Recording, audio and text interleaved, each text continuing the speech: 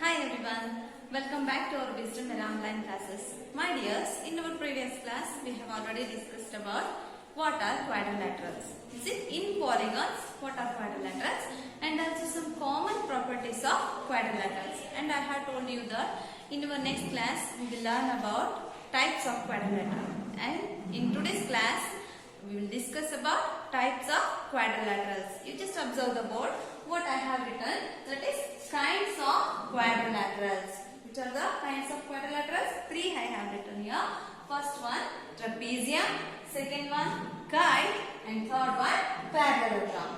And also I have drawn examples of trapezium, kite as well as parallelogram. We should analyze ourselves whether the given figures are quadrilaterals or not. Okay?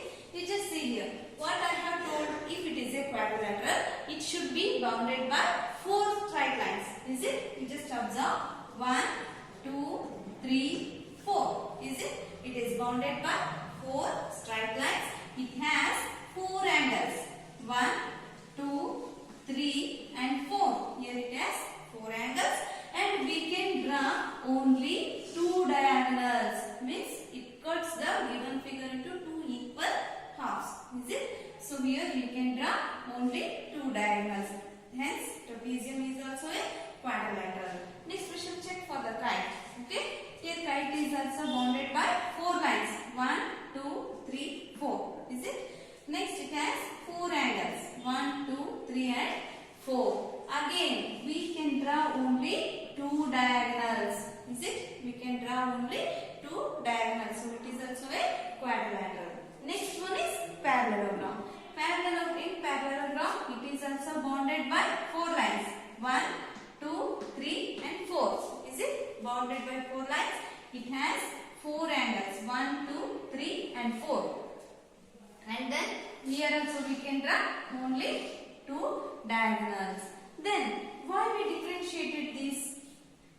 These three have same properties, that is four lines, four angles, two diagonals.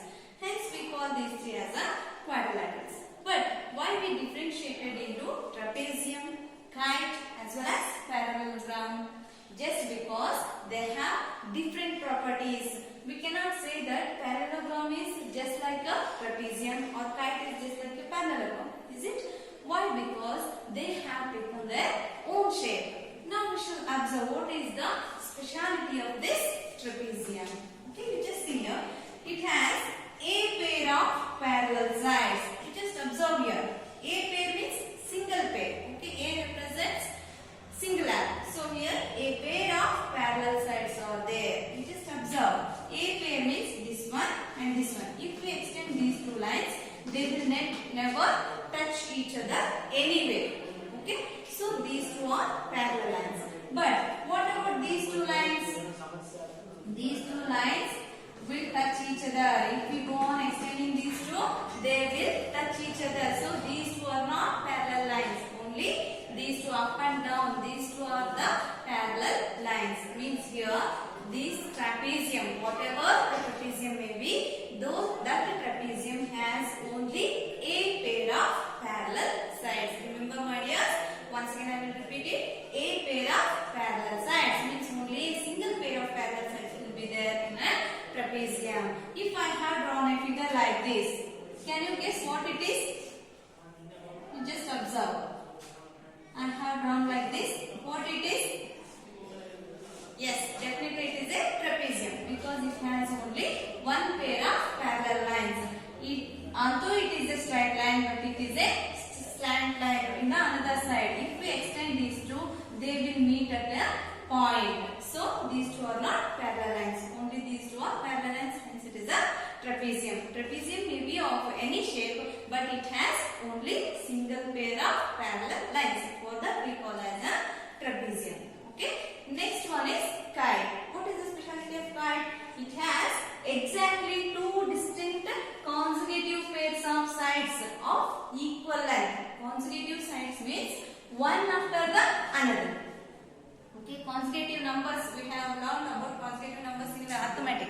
What are consecutive numbers? One after the another number. One after two, two after three, like that. Is it consecutive numbers? Here these two are consecutive sides, and these two consecutive sides are equal. You just see, this one is equal to this side, and these two are consecutive. And upside, these two are equal, and these two are consecutive. So we call it as two distinct consecutive pairs of sides of equal length. Okay, there will be two pair of equal length of sides, and those two must be consecutive, means one after the another. Hence we call it as a kite. Okay, you can draw this kite like this also.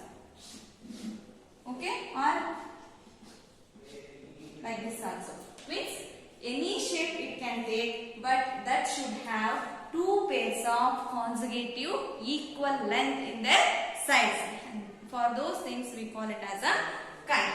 Okay, this is a type of quadrilateral, but it has its own speciality that it has two set of consecutive equal length of sides. Okay, next one is parallelogram. What is parallelogram? The name itself refers parallel sides. Okay, it has two pair of parallel sides, and here opposite sides are parallel.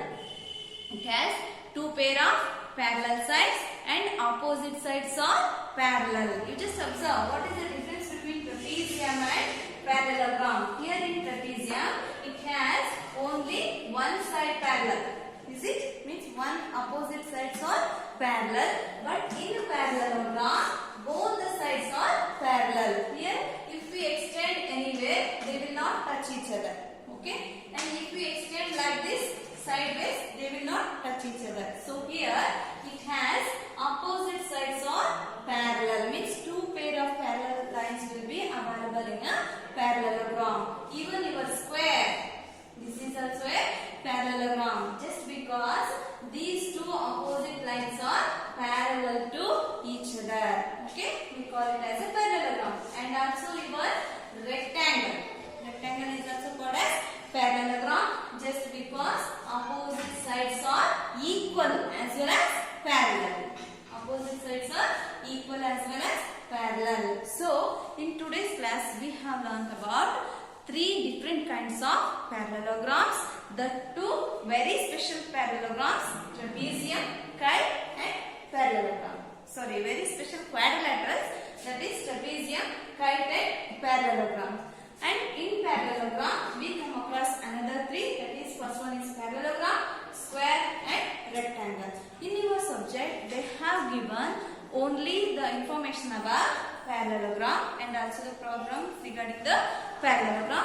We shall see that in our next class. Okay, thank you.